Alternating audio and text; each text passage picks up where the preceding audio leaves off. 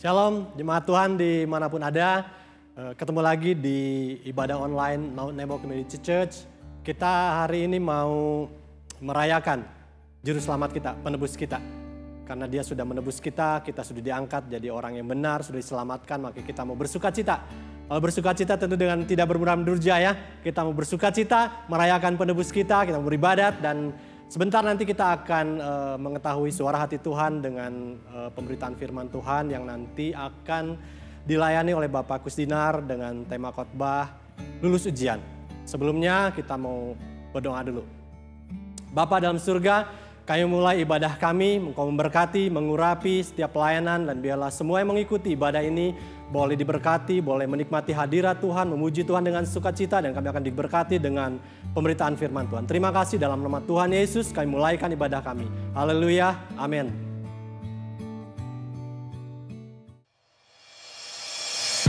Shalom Bapak Ibu, saudara-saudara yang terkasih di dalam nama Tuhan. Mari kita memuji nama Tuhan. Karena tidak ada yang dapat menghentikan kita untuk meninggikan nama Yesus yang terbesar. Haleluya.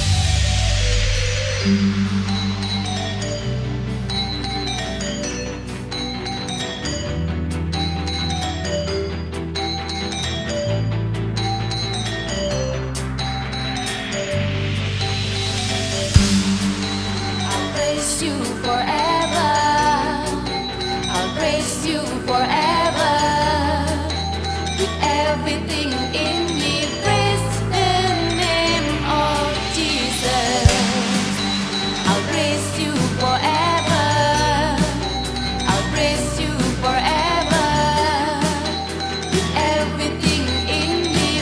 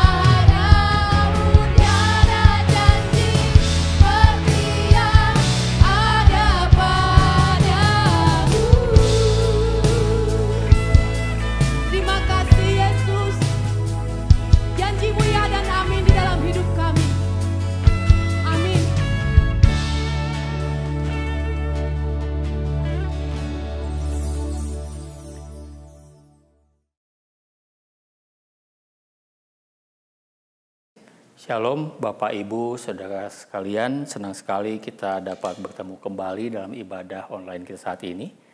Hari ini saya berharap semua dalam keadaan baik, semua dalam keadaan sehat, karena kita percaya bahwa penyertaan Allah sempurna buat kita.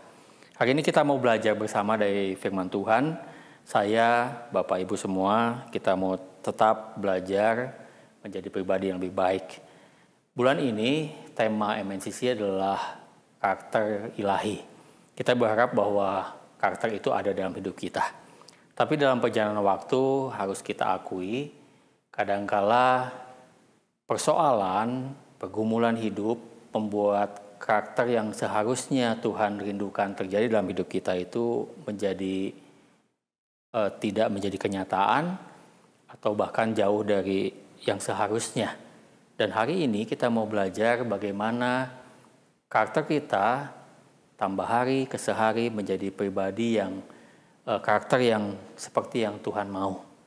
Hari ini kita mau belajar dari firman Tuhan yang terambil dalam Kejadian 22 ayat 1 sampai 19. Kita akan buka bersama-sama. Saya undang Bapak Ibu yang ada Alkitab di rumah, silakan diambil dan kita mau baca sama-sama.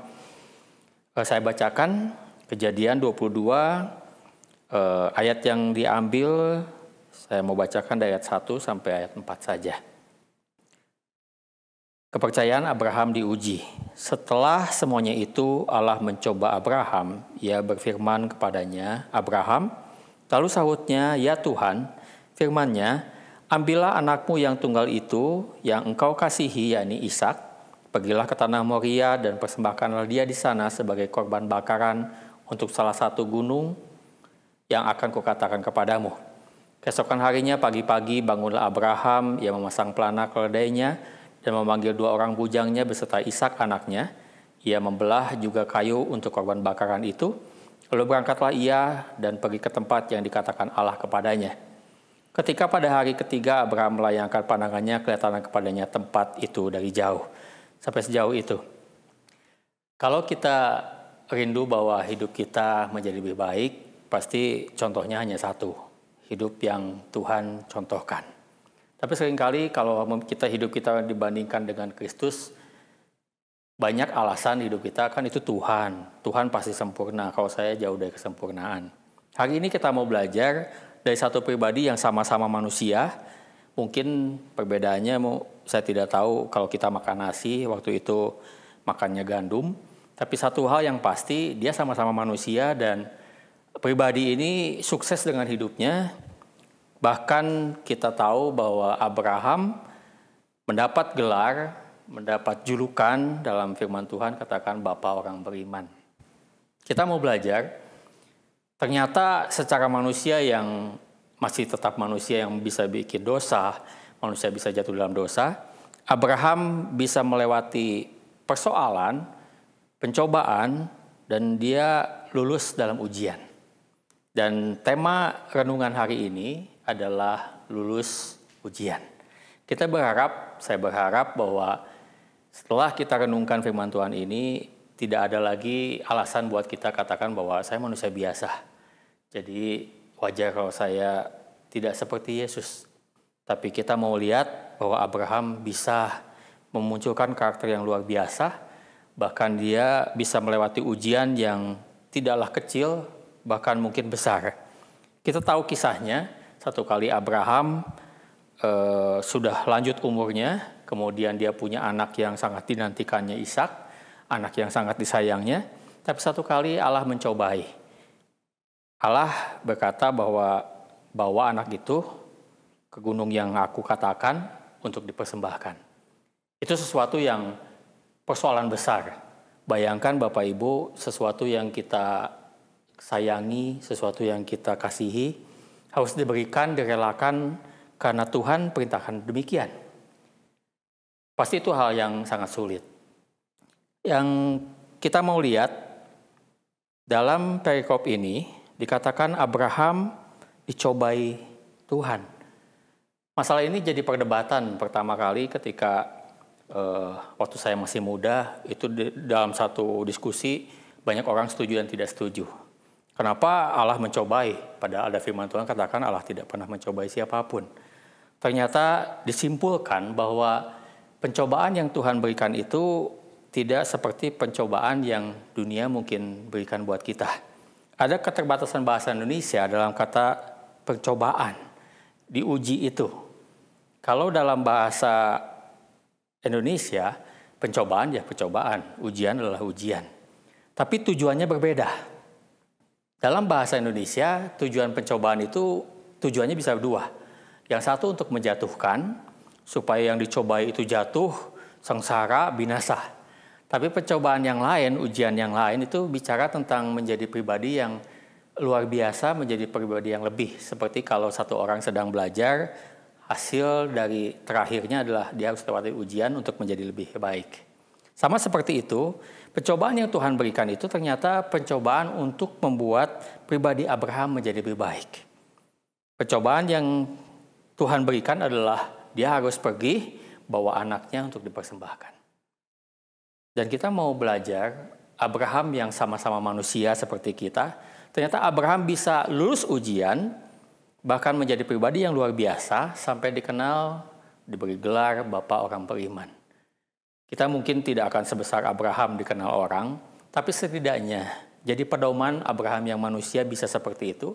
Berarti saya, Bapak, Ibu, Saudara sekalian, kita bisa memunculkan karakter yang luar biasa sama seperti Abraham. Kita mau lihat 3 tahapan yang Abraham lewati sampai akhirnya Abraham lulus ujian. Jadi kita berharap bahwa setelah renungan ini kita mau evaluasi hidup kita dan katakan kepada diri kita masing-masing bahwa kita bisa lulus ujian seperti Abraham. Langkah yang pertama kita lihat di ayat yang pertama. Setelah semuanya itu Allah mencoba Abraham. Ia berfirman kepadanya, Abraham, lalu sahutnya, ya Tuhan. Jadi ada satu hubungan yang luar biasa ketika Allah berbicara, Abraham langsung jawab. Ayatnya masih sama di situ dan Abraham langsung jawab ketika ditanya Tuhan. Itu bisa berlaku, itu bisa terjadi kalau Abraham punya hubungan yang intim, yang dekat dengan Tuhan. Dia peka dengan suara Tuhan. Tahap yang pertama yang harus kita lewati kalau kita mau lulus ujian seperti Abraham adalah kita harus dekat dengan Tuhan. Kita harus intim dengan Tuhan. Pertanyaannya, apakah saudara, saya, Bapak, Ibu semua sudah intim dengan Tuhan? Apa kita sudah peka dengan suaranya Tuhan? Kalau dicontohkan, alat dalam satu mobil namanya GPS. Saya berharap Bapak Ibu semua pasti tahu apa itu GPS. GPS fungsinya adalah membantu ketika kita dalam satu perjalanan dari satu titik ke titik yang lain, ke tempat tujuan kita.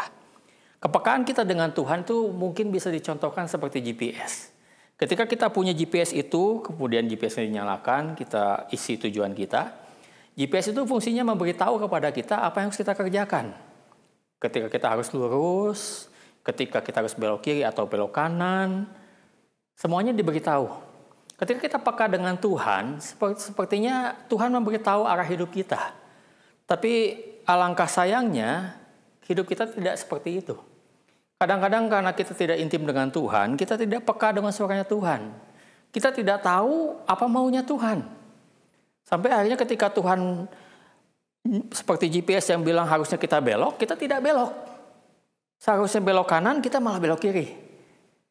Tapi GPS yang dari Tuhan itu bisa dicontohkan ketika kita harusnya belok kiri, kemudian kita belok kanan, GPS itu bilang putar balik. Ketika kita peka dengan Tuhan, mungkin dalam satu waktu, dalam satu kurun waktu kita bisa gagal. Kita bisa mengecewakan Tuhan. Tapi ketika kita intim dengan Tuhan, Tuhan berbisik, Tuhan berbicara di hidup kita. Dan banyak waktu, banyak kesempatan Tuhan bisa rubah semuanya. Jadi tidak ada alasan lagi, oh saya pernah gagal. Tidak apa. Abraham juga pernah gagal dalam hidupnya. Dia manusia biasa. Tapi lihat, lewati permasalahan-permasalahan dalam hidupnya, dia bisa respon langsung kepada pertanyaan panggilan Tuhan. Jadi yang pertama kalau kita mau lulus ujian, kita mau belajar dari Abraham, kita harus dekat dengan Tuhan, intim dengan Tuhan. Dengan intim dengan Tuhan kita bisa peka maunya Tuhan seperti apa. Seperti GPS yang dinyalakan, ketika GPS-nya bilang belok kiri, kita belok kiri. Ketika Tuhan katakan kamu harus jalani ini, kita mau jalani itu. Ketika Tuhan katakan berhenti dulu, cari kehendak Tuhan dulu, kita mau peka dengan suara Tuhan. Jadi yang pertama, kita mau lulus ujian seperti Abraham, yang pertama adalah kita harus intim dengan Tuhan. Kalau kita belum intim dengan Tuhan, mulailah baca firman Tuhan tiap hari, cari tahu apa yang Tuhan mau kita kerjakan. Karena kita tidak akan pernah tahu apa yang Tuhan mau kalau kita tidak dekat dengan Tuhan. Yang kedua, setelah Abraham intim dengan Tuhan, yang kedua adalah Abraham kenal baik siapa Tuhannya. Lihat di firman Tuhan katakan di ayat yang kedua. Firman-Nya, ambillah anakmu yang tunggal itu yang engkau kasihi, yakni Ishak, pergilah ke tanah Moria dan persembahkanlah dia di sana sebagai korban bakaran pada salah satu gunung yang akan kukatakan kepadamu. Lihat ayat yang ketiga. Keesokan harinya, pagi-pagi bangunlah Abraham yang memasang pelana keledainya dan memanggil 2 orang bujangnya beserta Ishak anaknya. Ia membelah juga kayu untuk korban bakaran, lalu berangkatlah ia dan pergi ke tempat yang dikatakan Allah kepadanya. Respon yang kedua, ketika Abraham sudah intim dengan Tuhan, Abraham kenal baik siapa Tuhannya. Karena itu ketika Tuhan memerintahkan sesuatu yang tidak menyenangkan sekalipun, karena dia kenal baik siapa Tuhannya, dia kerjakan. Sekarang pertanyaannya, apakah Bapak, Ibu, saya, dan saudara kenal baik siapa Tuhan?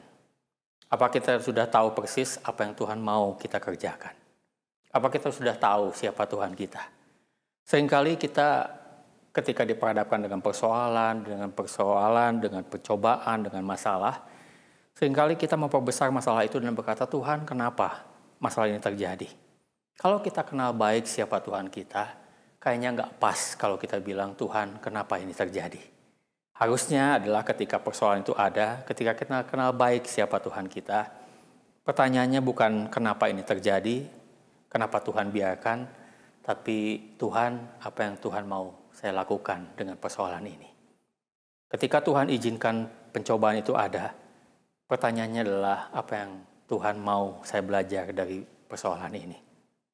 Ketika kita kenal baik siapa Tuhan kita akan membuat masalah yang di hadapan kita menjadi kecil. Karena kita tahu persis kuasa Allah lebih besar dari semuanya itu.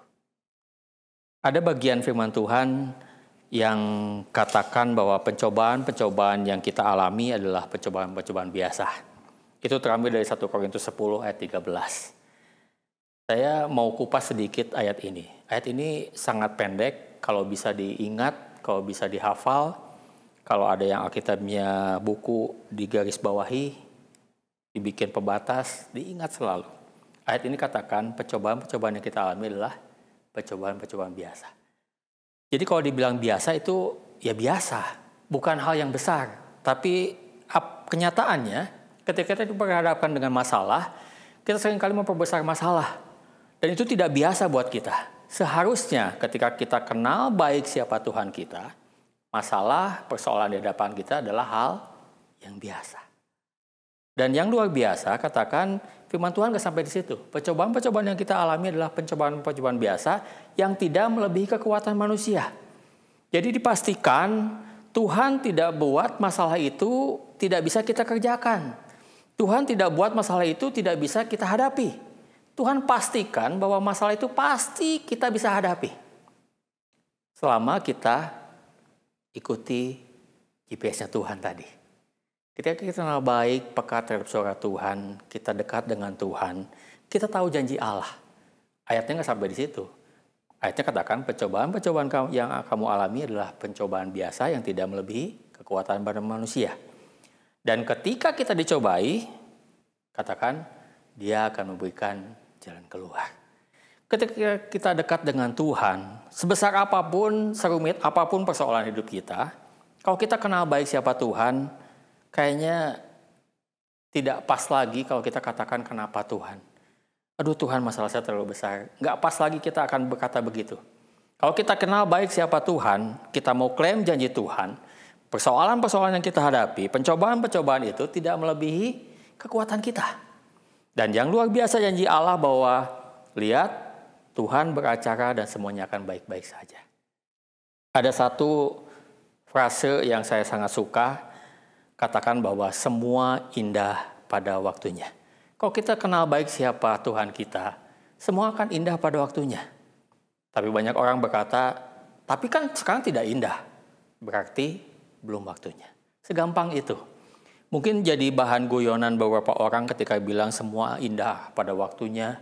Kalau belum indah ya belum waktunya. Tapi itu kenyataan. Kalau kita kenal baik siapa Tuhan, kalau kita sudah intim dengan Tuhan, kita kenal baik siapa Tuhan, tidak ada bagian, tidak ada celah buat kita katakan Tuhan kenapa ini terjadi. Karena kita tahu persis yang Tuhan berikan pasti yang terbaik. Kalau ada persoalan pun Tuhan tidak akan membiarkan kita, Tuhan akan berikan jalan keluar. Jadi kalau kita kenal siapa Tuhan kita, hidup kita jadi jelas. Karena firman Tuhan katakan dalam Yeremia, hidup kita akhirnya adalah masa depan yang penuh harapan. Jadi kalau ujung-ujungnya adalah penuh harapan, kebahagiaan, sukacita, kenapa sekarang harus khawatir? Kalau sekarang ada masalah, lihat dalam sudut pandangnya Tuhan. Bahwa semuanya adalah untuk mendatangkan kebaikan buat kita. Jadi kalau persoalan itu sekarang ada di hadapan Bapak Ibu, jangan membuat persoalan itu lebih besar dari kuasa Tuhan. Mulai perkecil masalah itu karena kuasa Tuhan lebih besar dari semuanya itu. Kisah hidup kita mungkin saat ini tidaklah baik. Kalau seperti buku cerita, kita mungkin ada di bagian depan atau di bagian tengah. Yang lagi ruwet-ruwetnya, masalahnya lagi heboh-hebohnya, dan sepertinya tidak ada jalan keluar. Dan firman Tuhan katakan, masa depan kita endingnya adalah baik. Jadi ketika kita pegang itu, kayaknya frase yang tadi saya ulang berkali-kali, semua indah pada waktunya. Ingat itu, semua indah pada waktunya. Kalau belum indah sekarang, berarti belum waktunya Tuhan, berarti ada bagian yang harus kita tetap kerjakan, dan tunggu waktunya Tuhan, semua akan menjadi indah. Hidup kita adalah luar biasa bersama dengan Tuhan. Nggak seperti buku tabungan katanya. Saya percaya Bapak Ibu punya buku tabungan, dan kadang-kadang buku tabungan tidak seperti masa depan kita yang di hadapan Tuhan adalah masa depan yang cerah. Karena buku tabungan kadang-kadang ujungnya menyedihkan. Mungkin saljunya minim gitu Bapak Ibu. Jadi ingat hidup kita mungkin lagi parah-parahnya, mengecewakan, tidak menyenangkan. Rubah semuanya itu dan katakan semua akan indah pada waktunya. Saya tidak tahu persoalan apa yang Bapak Ibu Saudara sekarang sedang hadapi. Tapi percayalah, firman Tuhan tidak pernah berubah dulu, sekarang, dan sampai selama-lamanya. Yang katakan bahwa persoalan itu adalah persoalan biasa yang tidak melebihi kekuatan manusia dan Tuhan akan berikan jalan keluar. Jadi ada dua hal yang kita sudah belajar. Langkah-langkah yang dilakukan Abraham sampai Abraham punya gelar, punya julukan Bapak orang beriman. Yang pertama, dia intim dengan Tuhan. Ketika Abraham dipanggil Tuhan, dia langsung jawab, "Ya Tuhan."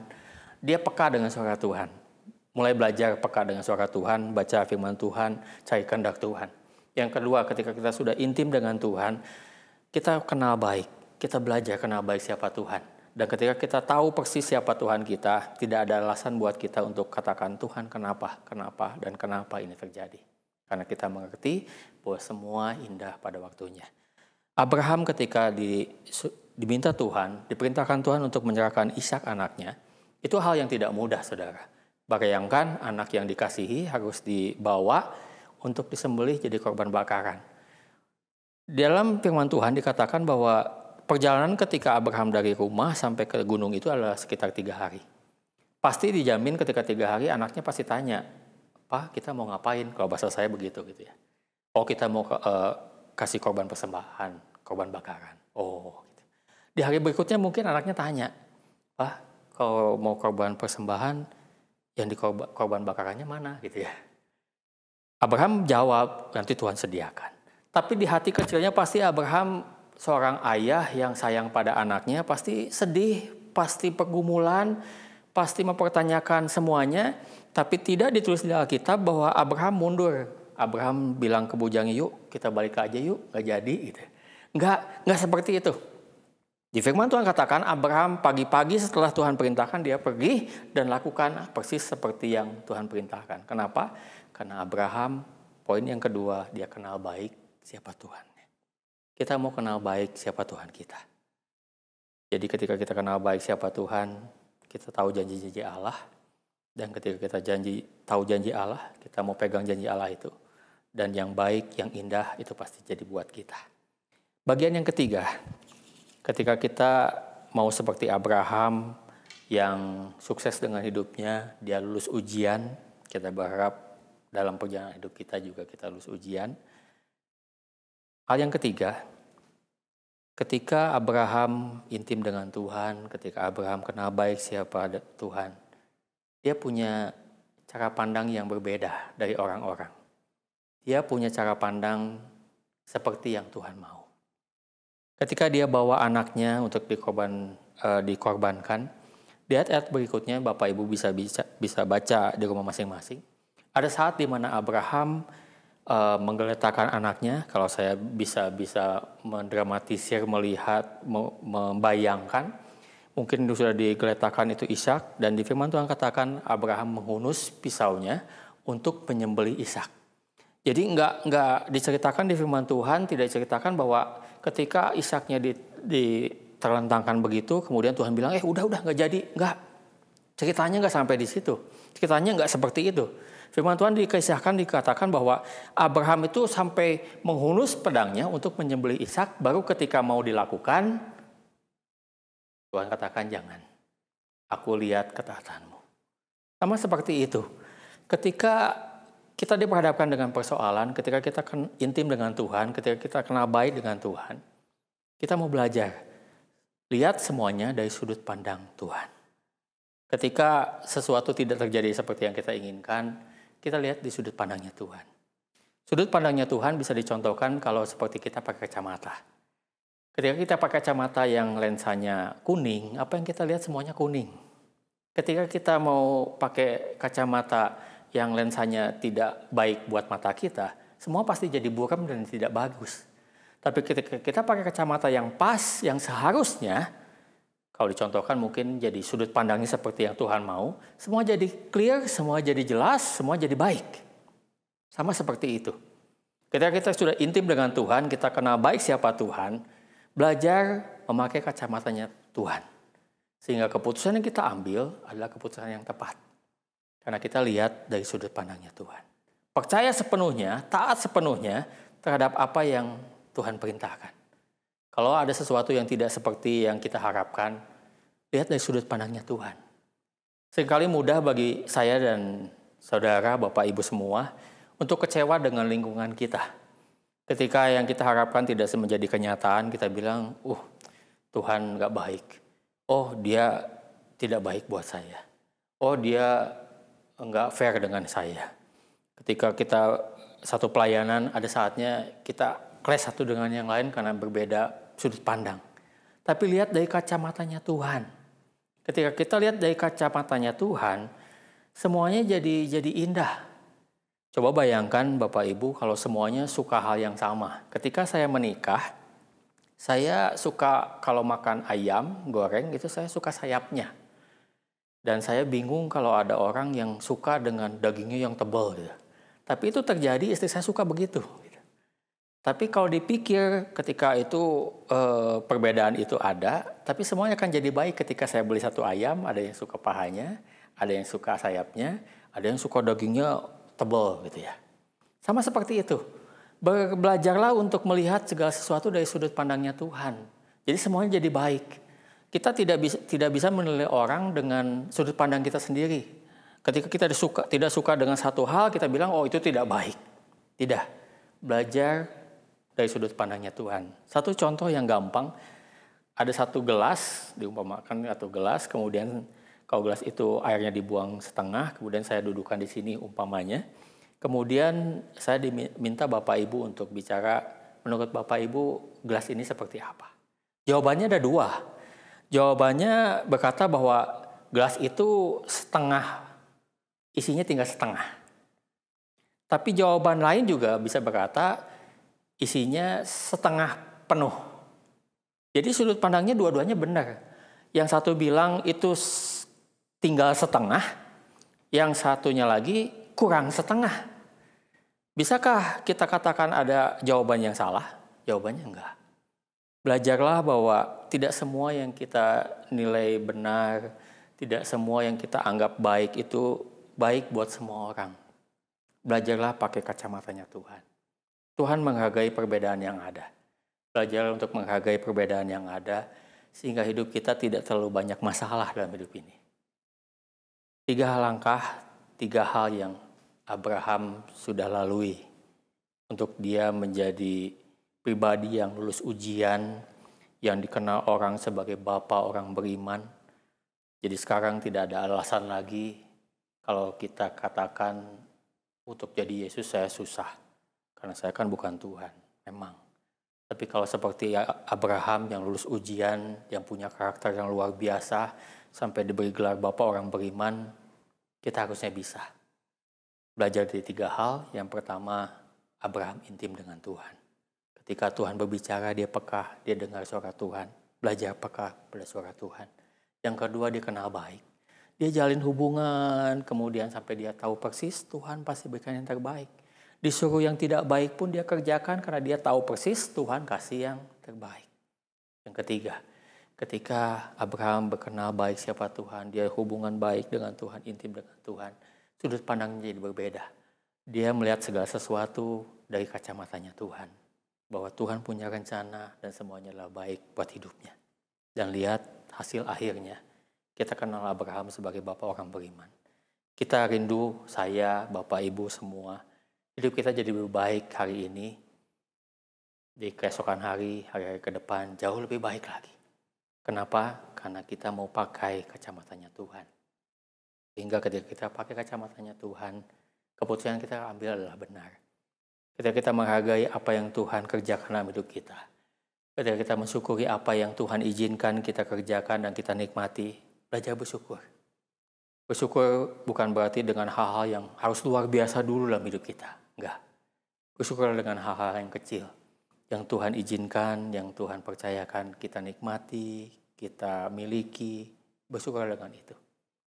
Ada satu kata-kata yang teman saya bilang, dan sampai sekarang kalau saya punya masalah, saya juga manusia punya masalah, saya ingat kata-kata teman saya itu bilang, kalau kamu punya masalah, ingat yang kamu miliki adalah anugerah dan kamu harus syukuri itu.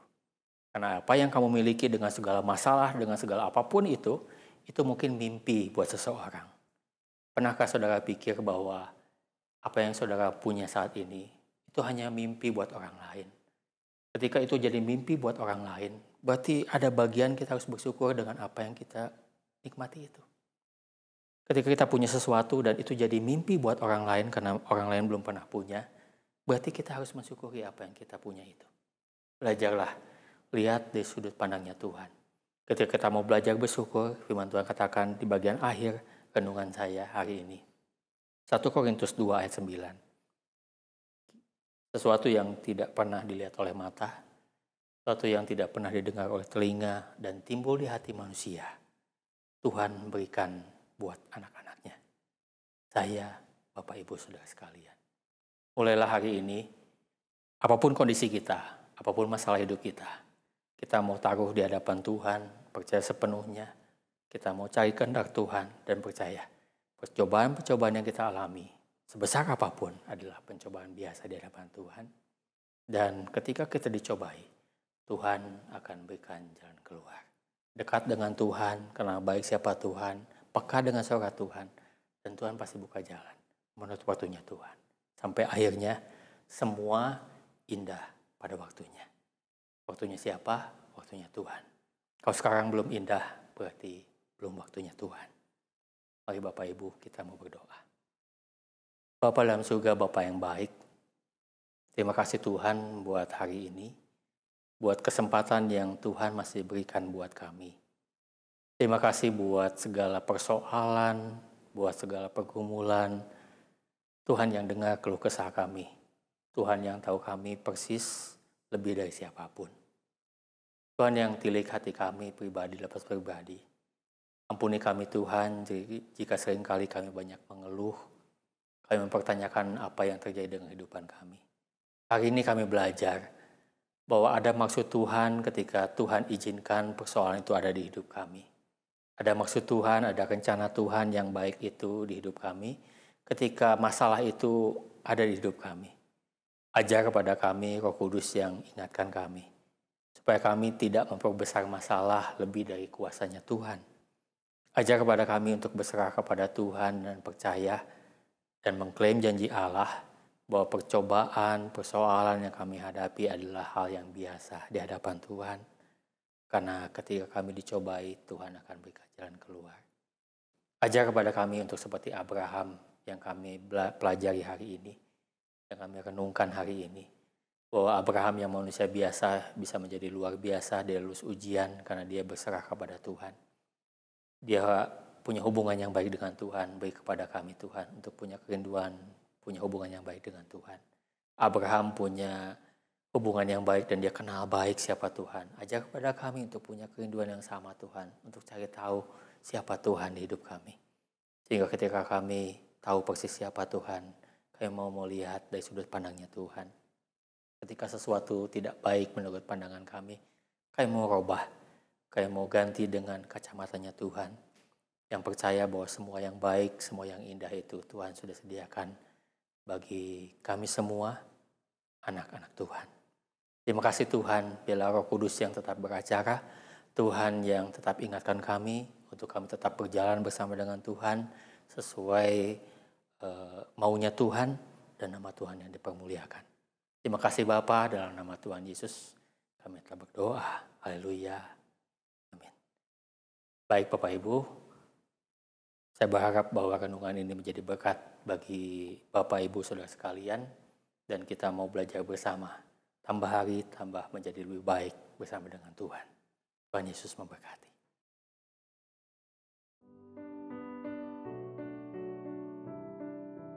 Puji Tuhan, kita sudah sama-sama mendengar pemaparan firman Tuhan dan saatnya kita mau berdoa buat negara, buat jemaat, buat gereja. Kita mulai beribadah, berdoa.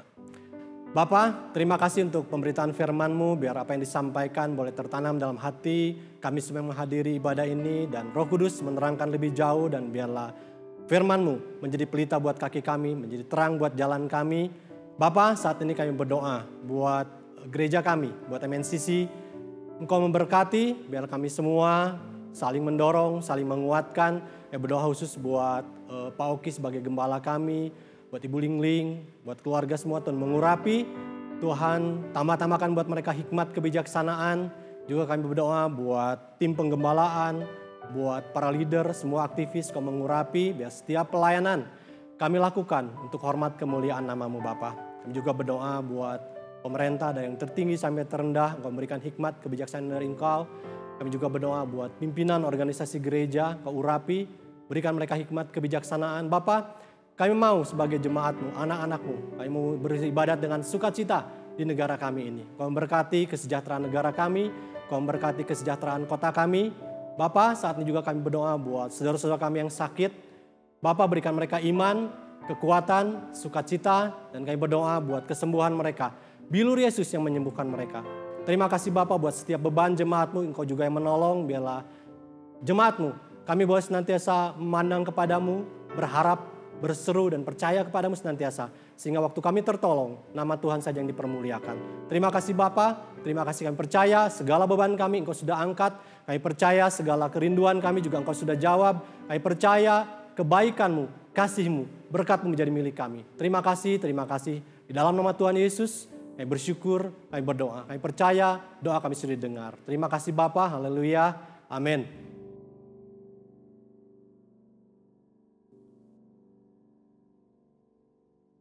Bapak Ibu jemaat yang dikasihi Tuhan, akhir dari ibadah ini mari sama-sama kita angkat kedua tangan kita dan kita akan sama-sama menerima doa berkat. Mari semuanya angkat tangan kita, arahkan hati kita kepada Tuhan. Tuhan memberkati engkau dan melindungi engkau. Tuhan menyinari engkau dengan wajahnya dan memberi engkau kasih karunia. Tuhan menghadapkan wajahnya kepadamu dan memberikan engkau damai sejahtera. Saudaraku yang ada di rumah, Tuhan memberkati keluargamu. Suami, istri, orang tuamu, anak, menantu, dan cucu. Pekerjaanmu, mata pencaharianmu. Apa yang Tuhan izinkan dikerjakan untuk kebaikan, Tuhan buat menjadi berhasil. Engkau yang sekolah, Tuhan berikan hikmat, akal budi, dan kepintaran. Engkau yang melayani, biar terus menyala-nyala dan tetap melayani Tuhan. Turunlah berkat dari Allah Bapa, Putra, dan Roh Kudus, menyertai kita semua. Dimanapun engkau berada, Tuhan memberkati engkau. Di dalam nama Tuhan Yesus, mari yang percaya sama-sama katakan, amin. Tuhan Yesus memberkati, sampai jumpa di ibadah online yang akan datang.